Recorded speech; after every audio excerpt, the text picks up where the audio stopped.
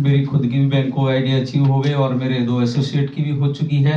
और मैंने टारगेट लिया था इस साल दिसंबर तक कोऑर्डिनेट बनने का, लेकिन एक्चुअल में थोड़ी सी अपने टाउनशिप की कमी रह गई। तो जल्दी ये है कि आते ही शायद हो सकता है जनवरी फरवरी तक हो जाऊँ कोऑर्डिनेट। Thank you. नमस्कार दोस्तों, मैं Vidyadhar Jahangir central para military से मैं वीआरएस लेके आया। मैं अकाउंटेंट था वहाँ। मैं गोकुल कृपा के बारे में 2-3 साल से जानता हूँ, क्योंकि एक मेरे कलीग हैं जितेंद्र जी बैरवा, वो मुझे ऑनलाइन मिले थे, फिर मेरे पीछे पड़े रहे प्लॉट लो। मैं भी मस्ती करता रहा, लेंगे लेंगे, नहीं लिया। पर उन्होंने बाबूलाल जी से मिलाया। मैं जब भी छुट्टी आता था तो बाबूलाल जी कहते सर चाय पियेंगे, आइए। मैं इनके पास चाय पीता था, मस्ती लेता था, घूमता था। मैं जब रिटायरमेंट लेके आया तो मुझे एक दिन उन्होंने पकड़ लिया और मुझे पता नहीं कौन सी चोगू वाली दवाई खिला, क्या पिलाया और मेरा तुरंत इन्होंने पकड़ के रेरा करवा दिया। दूसरे दिन ट्रेनिंग करवा दिया, मुझे होश भी नहीं हुआ। जब होश आया तो मैं एग्जीक्यूटिव बन गया था। इन दोनों ने मदद करी।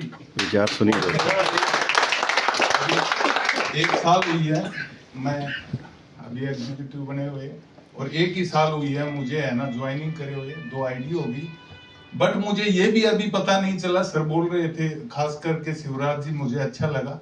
इनकी बात सही है, हम लोग सत्य पे अटल हैं, क्योंकि पैरामिलिट्री का आदमी झूठ साथ नहीं बोलते हैं। जो बोलता है मुंह पे बोलते हैं, कईयों को बुरा भी लगता है। परंतु मुझे आज तक ये पता नहीं चला कि ये ग्राहक को पटाते कैसे हो आप। मैं है ना डिजायर सर से भी एक दिन बोल रहा था, सर आप लोग कैसे कर लेते हो। मेरे पास ग्राहक खुद बोलता है, यार विद्याधर जी कोई प्लॉट है तो दिलाओ, तभी मैं दिलाता हूँ। नहीं आज तक मैं किसी को फोन तक नहीं किया कि तेरे को आप विश्वास करेंगे। और मेरे पास एक नंबर नहीं, आप लोगों की डायरी पूरी भरी हुई है, मेरे पास एक आदमी का नंबर नहीं है मेरी डायरी में। नोट ही नहीं करता। जिसको जरूरत है वो मुझे खुद कांटेक्ट करता है। यार वो रियल एस्टेट में काम कर रहे हैं, बता रहे हाँ यार कोई प्लॉट देखो ना। तो मेरी तो है ना ऊपर वाला और कुछ बाबूलाल जी और ये जितेंद्र मेरी मददगार है। ये करता रहता है। बोलो सर मैं कर दूंगा, आप चिंता मत करो, ग्राहक को बता दिया करो, मैं अपने आप पटा लूंगा। इससे पटाने का तजुर्बा बहुत बढ़िया है। कभी जितेंद्र जी से पूछिएगा, इनका स्किल जो आदमी को है ना बात करने का, उसको ट्रैक पे लाने का, जितेंद्र को मैं बहुत इसके लिए साधुवाद देना चाहता हूँ। ये आदमी नीचे से उठ के आज कोऑर्डिनेटर है। मैं इनकी सफलताओं को और आगे बढ़ाना, इन आदमियों से सीखे कि स्किल क्या होता है, और इन्होंने काफी स्किल डेवलपमेंट किया है और मेरे लिए तो है ना बेस्ट फ्रेंड है। धन्यवाद आप सब लोगों का, मुझे मौका दिया आप लोगों ने यहाँ पे आने का। मेरा नाम दीपक शर्मा है और मैं 2023 से गोकुल कृपा के साथ में हूँ। गोकुल कृपा से पहले मैंने जब पहली बार अपना काम स्टार्ट किया था 2004 में स्टार्ट कर दिया था। 2004 से मैं वर्किंग हूँ। पहले फाइनेंस कंपनीज के साथ में काम किया था, बीच में कुछ एनजीओस के साथ भी काम किया था, और लास्ट मैंने बैंक से मतलब रिजाइन किया था यहाँ गोकुल कृपा आने से पहले।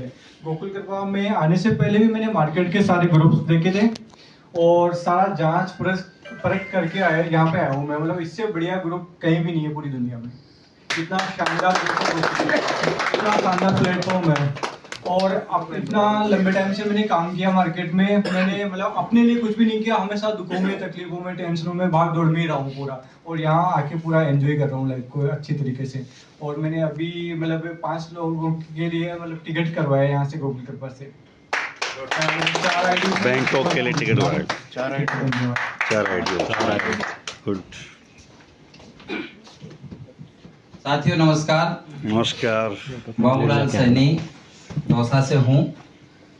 सबसे पहले तो मैं मेरे अपलाइन बाबूलाल जी को धन्यवाद दूंगा, क्योंकि मैं भी इस क्षेत्र में आया था तो मेरा सबसे बड़ा तो पॉइंट ये था कि क्या प्रॉपर्टी लाइन में भी इस प्रकार से टीम वर्क होता है क्या। और मैं एजुकेशन लाइन से था, दौसा में मेरा स्कूल चलता था, लेकिन साथ में मैं एक नेटवर्किंग भी कर रहा था हर्बल लाइफ का। तो मेरा उद्देश्य तो ये था कि मैं यहाँ पहुँच करके मेरे हर्बल के प्रोडक्ट्स सेल करूँ।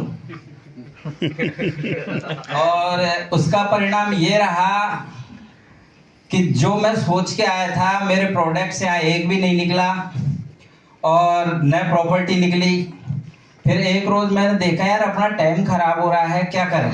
घर में परिवार वाले भी कहने लगे यार जयपुर आ गए तो कुछ तो करो, कोई स्कूल ज्वाइन करो या कोचिंग करो या ट्यूशन करो। लेकिन मेरा ये लक्ष्य था कि मैं ये सब नहीं करना, क्योंकि बड़ा करेंगे तभी कुछ पैसा आएगा, कुछ ऐसा सिस्टम हाथ में आए जिससे पैसा आए। फिर एक रोज बाबूलाल जी ने अपना पे आउट दिखाया, इनका जो लिविंग स्टैंडर्ड है वो देखा, तो मेरे को लगा कि यार वास्तव में रियल एस्टेट में जो ये बता रहे हैं सच है और इसमें काम करना चाहिए। उसके बाद में मैंने काम स्टार्ट किया, और काम स्टार्ट करने से पहले सबसे पहले मैं यही बताऊंगा कि जो स्किल है यानी वो अपने कंसेप्ट क्लियर होने चाहिए। जब तक अपने कंसेप्ट अगर क्लियर नहीं है तो हम किसी को एक छोटा सा क्या एक गज प्लॉट भी नहीं दे पाएंगे। जैसे राजेश जी पूछ रहे थे कि बता रहे थे कि ये चीजें ध्यान होनी चाहिए, यदि हमें ध्यान ही नहीं होगी तो हम क्या बताएंगे, और सामने वाला हमसे डेड ही हो जाएगा एक तरीके से। यानी आगे से वो प्लॉट की चर्चा न तो हम उससे चला पाएंगे न वो चला पाएगा। और आज शिवराज जी ने बहुत बड़ी बात बताई, सत्य, क्योंकि सत्य की हमेशा जीत होती है। ठीक है टाइम लग जाता है लेकिन सत्य वाला आदमी कभी डिगता नहीं है, वो आगे बढ़ेगा, मजबूती के साथ आगे बढ़ेगा और लोग उस पर विश्वास करेंगे और निश्चित रूप से आपके प्लॉट कब निकल गए ये आपको पता ही नहीं पड़ेगा। पेशेंस भी रखना पड़ेगा, क्योंकि यहाँ 6-6 महीने साल भर निकल जाता है कई बार। तो उसका रीजन यही होता है कि अपने आप को देखो कि मैं क्या वास्तव में इस गोकुल कृपा में आया था तो किस उद्देश्य को लेके आया था, कितना टाइम दे रहा हूं। एनालिसिस करिए कि 24 घंटे में से मैं इस गोकुल कृपा में कितना टाइम दे रहा हूं। ईमानदारी के साथ से एनालिसिस कीजिए तो आपको नजर आएगा वास्तव में आप क्यों पिछड़ रहे हैं। हकीकत यही है साथियों कि हम नाम तो गोकुल कृपा का कर रहे हैं, लेकिन वह टाइम है जो हम शायद 2 घंटे या 3 घंटे इतना ही देते हैं, या फिर जैसे कि हमारे डायरेक्टर सर कहते हैं कि ऑफिस में आ जाओ, वहां पे बातें करो, आकर के इधर उधर की बातें करें, हम घर चले गए। हमारा काम तो हुआ ही नहीं। जो कि हकीकत हमारा काम है कि प्लॉट कहाँ बेचना है, कौन सी टाउनशिप कहाँ आ रही है, अपने जूनियर को या अपने अपलाइन के साथ में उस फील्ड में जाइए, वहां हमें कस्टमर मिलेंगे। तो उन कस्टमरों पे हम फोकस करें, फील्ड में जाएं, ज्यादा से ज्यादा अपने लोगों से हम टचिंग करें। कोई जरूरी नहीं है कि साहब हम नए नए जयपुर में आए तो किससे बात करें। अरे इतना बड़ा जयपुर है, किसी से भी आप चर्चा करिए, बातें करिए और धीरे धीरे अपनी बात को रखिए, तो निश्चित रूप से मैं समझता हूं कि मेरे सभी साथी आगे बढ़ेंगे और हम भी आपको देखते हुए आगे बढ़ेंगे। जय भारत।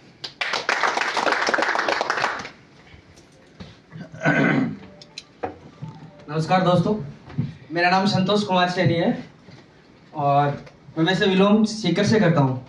और बाकी 3 साल हो गए मुझे इस कंपनी में और लगभग 2000 गज के अभाव है। और बाकी वैसे तो सब यहाँ रियल एस्टेट के टाइकून बैठे हैं। बाकी जो मेरी स्थिति, जो मेरे लेवल के हैं, जो स्टार्टिंग कर रहे हैं वो बंदे, 3 चीज़ें होती है अपने रियल एस्टेट में। जैसे एक चीज़ होती है एजुकेशन। तो एजुकेशन में क्या होता है, जैसे अपन छोटी छोटी चीज़ सीखते हैं, ट्रेनिंग वगैरह हो गई या अपने सीनियर से कुछ चीज़ें सीखते हैं। इसी के साथ में जो एग्जामिनेशन होगी, अपने क्लाइंट के साथ जाते हैं, क्या है उनके साथ में मतलब बैठते हैं, वहाँ एक अपनी एग्जाम ही होती है। मान लो हर चीज़ से अपने कोई कुछ भी चीज़ उठा के पूछ सकता है, कुछ भी ले सकता है और किसी भी चीज़ के बारे में बात कर सकता है। इसके साथ में जैसे फिर एक्सपीरियंस अपना जो होता है ना वो काम करता है लास्ट। तो ये चीज़ें हैं, तो अपन ये चीज़ें सीख सकते हैं कैसे भी सीनियर से या अपने आसपास में जो भी बैठे हैं उन लोगों से। बाकी तो आप लोगों का सबसे धन्यवाद।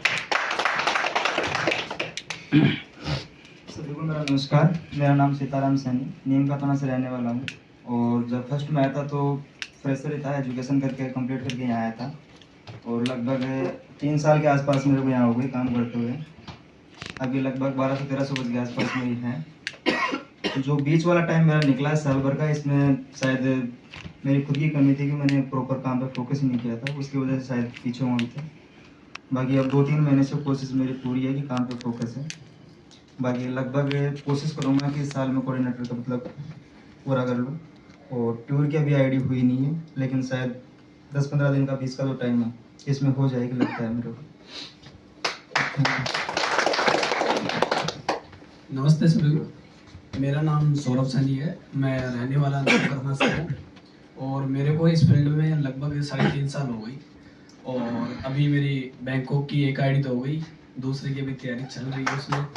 और फरवरी एंड तक ये है कि इस बार मैं कोऑर्डिनेटर बन जाऊँगा और इसके लिए एडवांस आप धन्यवाद दे सकते हो। मेरे को कोशिश है और सुभाष जी का साथ रहा सर का, तो ये मान के चलो जल्दी भी बन जाए।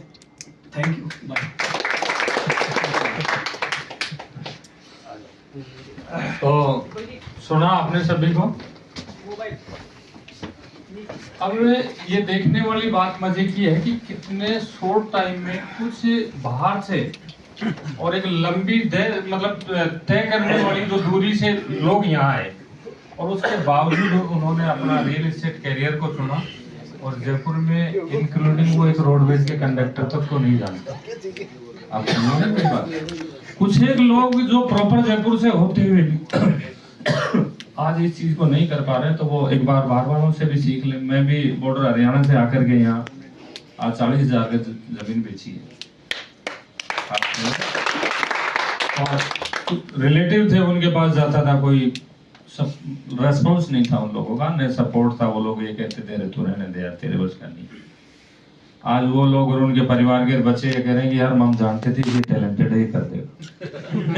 हाँ, एक बार का एक वाक्य मैं बताता हूँ आपको। एक्चुअली क्या है, मेरे बुआ जी के लड़के हैं बड़े, जो एक तो फ्लाइंग इंस्पेक्टर है डाइट अपने अजमेर में, और एक SMS में डॉक्टर है। तो डे फर्स्ट था, सुभाष जी ने उस दिन समझाया ये 15 लोर भाई डायरी लोर, पहले डायरी बिना दे रहे मिलती थी भाई। तो हम लोग निकल गए। तो पंकज ने मुझे कहा कि बोले यार अपने रिश्तेदारों से मुझे मिलवा। तो संडे का दिन सुबह सुबह हम चले गए नेहरू नगर बड़े वाले भाई साहब के पास। वहां गए तो मैंने बताया मगर भाई साहब मैं रियल एस्टेट करने लगा। तो उन्होंने एक बार चश्मा नीचे किया और मेरी तरफ यूं ऊपर देख के बोले तू ये काम करेगा, इन बच्चों को घर छोड़ दे, तेरे बस का काम नहीं है। ये प्रॉपर्टी वाले लुच्चे लफंगे होते हैं जो अपने खानदान में नहीं, अपन ये काम नहीं कर पाएंगे। मैं 1 घंटे बैठा, उन्होंने चाय पिलाई ने पानी, 1 घंटे तक मेरे को इतना नेगेटिव किया कि मैं गेट के बाहर आने के बाद डायरी पंकज को दे दी। मेरे को भाई तू तेरे मैं आप समझ रहे हो मेरी बात? मतलब क्रिस्टल क्लियर, ये मैं 100% वाक्य बता रहा हूँ। सुभाष जी को मालूम है ये सारी चीजें, लेकिन होने को कुछ और था। जैसे मैं गेट के बाहर निकल रहा था तो भाभी जी वो अदरक कूटने वाले को हिला रहे थे, आवाज आ रही थी कि रुको चाय पी के जाना। तो मेरी आत्मा तो जवाब दे चुकी थी कि यार यहाँ तो नहीं पीनी, कहीं और पी लूंगा। आप समझ रहे हो? बाहर निकला, हम दोनों आ गए। मैं 10 दिन तक नहीं आया लौट करके। 10-12 दिन बाद में सर ने कहा, बोले यार उसको कहाँ छोड़ के आ गया? तो सुमेर सर ने मुझे बुलाया कि तू आना घर पे। तो मैं सुबह सुबह उठ करके आ गया घर पे। तो उन्होंने मुझे बताया कि यार ऐसे ऐसे तू काम कर, तेरा अच्छा होगा। मैं आने लग गया। मेरे पास एक मोटरसाइकिल थी, आता रोज बैठ जाता सोफे पे, 5-7 जने मिलते, गप्पे लड़ाते, शाम घर चला जाता। लोग आई पूछते क्या हुआ, मैं बढ़िया कर 15 दिन निकलने के बाद हुआ क्या कि एयरटेल के ऑफिस के नीचे मेरी बाइक खड़ी थी, उसको कोई उठा करके ले गया। शाम के 6 बज रहे थे, साहब आए, ऊपर से मेरा मुंह यूं था तो मेरे बाएं कंधे पे हाथ रखा, बोलो राजा कैसे परेशान है? मैं सर गाड़ी चोरी हो गई, थाने वालों को फोन किया, वो आ रहे हैं। तो मेरे को साहब बोले कोई चिंता वाली बात नहीं है, अपने सुबह कार ले आएंगे। मैं बोलो साहब चौक मत मारो, जो 2 पहिए की थी वो नहीं लेगा लोग कहाँ से लाएंगे बताओ?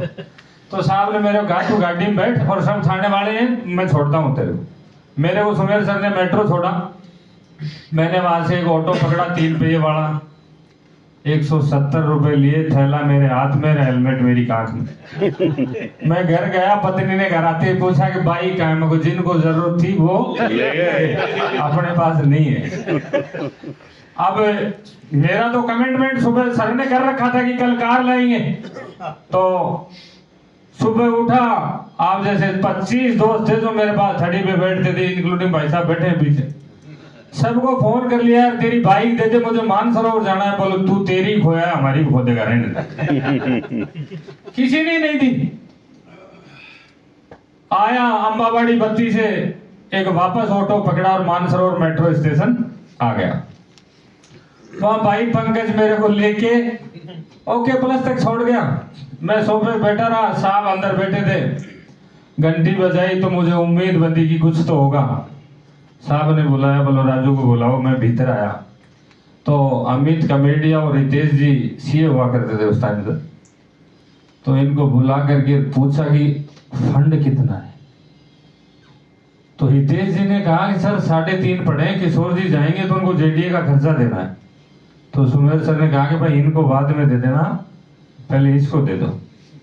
तो मुझे दिए 3.5, मैं अपनी दोनों जेबें भर और मैं निकल गया विपुल मोटर श्याम नगर के, जानते तो है कार कहाँ मिलती। वहां गया तो ये सेल्समैन बहुत सारे बैठे रहते, मैं किसी से नहीं मिला। मैं डायरेक्ट गया, जीएम अमित शर्मा था उस टाइम पे, उसके केबिन में गया और जाते मैंने कहा, मैंने कि जीएम साहब एक कार चाहिए। तो उसने मुझे फटाक से पूछा बजट बताइए। तो मैंने कहा 3.5। तो उसने एक भाई बुलाया, बोले इनको लेके जाओ साहब को, गाड़ी दिखा के लाओ। तो पीछे पिलर की तरफ एक यूज्ड कार का बाड़ा है बड़ा सा। तो वो मुझे ले जाकर के बताने लगा कि 45,000 चली हुई है, आधे पहिए ठीक है, इंश्योरेंस करवा दिया है, सीट कवर नए, कहीं एक्सीडेंट नहीं है, फर्स्ट ओनर है। बताते बताते उसने दोपहर के 3 बजा दिए। मेरा मुंह लाल हो गया, पसीने पड़ रहे, सारे कपड़े गीले हो गए। साहब का फोन आया, भाई तू है कहाँ? मैंने कि 3.5 में तो गाड़ी नहीं आती। ये क्लियर हो गया। बोलो तू है कहाँ? मैं आप वीडियो कॉल कर लो, मैं दिखा दूंगा। उन्होंने किया तो मैं यूज्ड कार के बाड़े में खड़ा था, किसी के कपड़ा मारा हुआ नहीं, सब धूल भाग रही थी गाड़ियां। अब मुझे जैसे ही सर ने कहा कि पागल तेरे को वहां नहीं जाना था, नहीं लेनी थी, तो मैंने उसका हाथ पकड़ा, मैंने कि वापस चल भाई, नहीं देना। अब मैं जैसे ही उस तरफ आया तो इस ब्रेजा कार को ट्रक में से उतार करके लाल कपड़े से ढक करके सब सजा रहे थे। मैंने सर को वापस वीडियो कॉल किया, मैंने कि ये ले ले क्या? तो बोलो हाँ ये ले ले, इसके पेपर साइन करके आ जा। तो मैं उससे जो भाई था उसको कहा, मैंने कि इसकी जो फॉर्मेलिटीज है वो करवा दो। अब वो मेरे को लेकर के बैठ गया। मैंने जो जो सिग्नेचर करे उनकी सेल्फी लेकर के मैंने सर को भेज दी। सर बड़े खुश हुए, अरे वाह यार बुक करिए, बहुत अच्छी बात है, गुड, ऑफिस आ जा। मैं ऑफिस आ गया। 10-15 दिन हो गए तो मेरे को गाड़ी बेचने वाला फोन कर रहा है, भाई साहब लोन की फाइल दो। लोन की फाइल दूं कहां से? नौकरी छोड़ दी, तनख्वाह खाते में आते नहीं, फॉर्म छोड़ा को कोई मानेगा नहीं। पॉसिबिलिटी खत्म हो गई ना, सैलरी आई नहीं रही, अपन तो बेरोजगार है। तो मैंने सर को कहा, मैं सर मेरी तो कहीं तनख्वाह आती नहीं, वो गाड़ी देंगे नहीं, कागज मेरे पास है नहीं। जयपुर में घर अपना नहीं था, किराए से रहते थे। 1-2 भाई साहब को कहा कि यार बिजली का बिल देते, तो सब पहले डरते थे यार ये मांगा है, क्या पता क्या कर देगा। किसी ने दिया नहीं। 1-1.5 महीना हो गया, वो प्रेशर करता ही रहा। तो मैंने सुमेर सर को कहा, सर वो कागज तो मांग ही रहा है, बिना उसके तो होगा ही नहीं।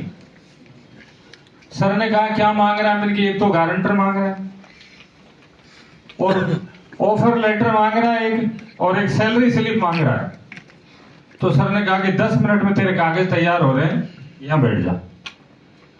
तो अमित जी ने मेरी सैलरी स्लिप बनाई, 35,000 खाते में डाले। रितेश जी ने ऑफर लेटर छाप करके दिया, सर ने सील लगाई तुरंत, और मुझे कहा उसको बुला ले कि गारंटर ऑफिस में बैठा, आ जाए वो। मैंने फोन कर दिया, भाई मेरे को मेरा गारंटर आया हुआ, तो आ जाओ। तो वो दोनों ही आ गए, उसका जी एरिया मैनेजर भी आ गया, रो सेल्समैन भी आ गया। तो जैसे वो बैठे तो मैंने कहा को गारंटर बुला दूं पहले।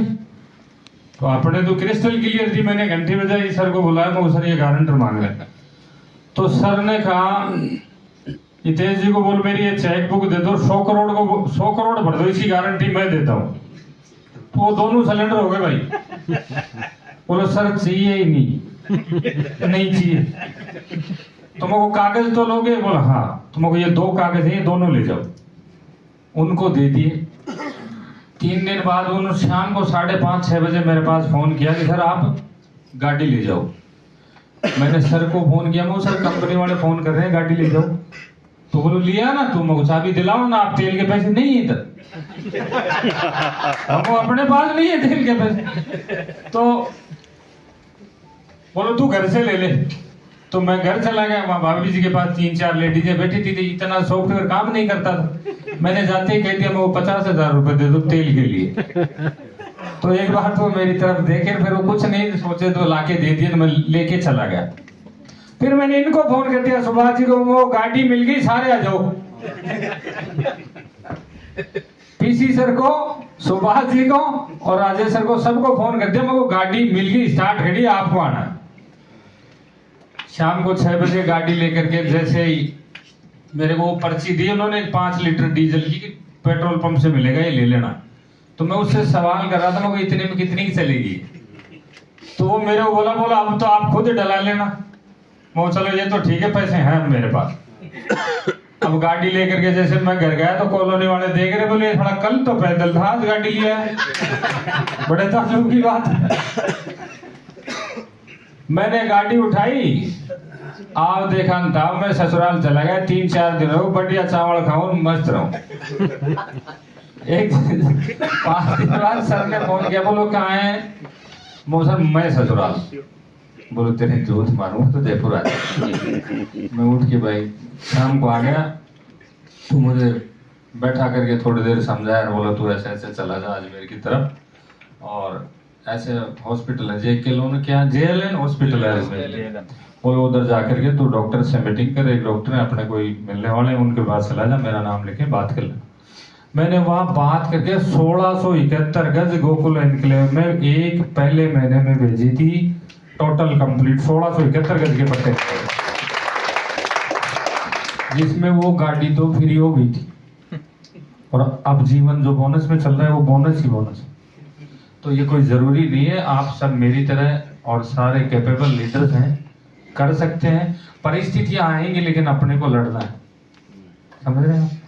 तो wish you all the best guys, thank you, thank you, thank you.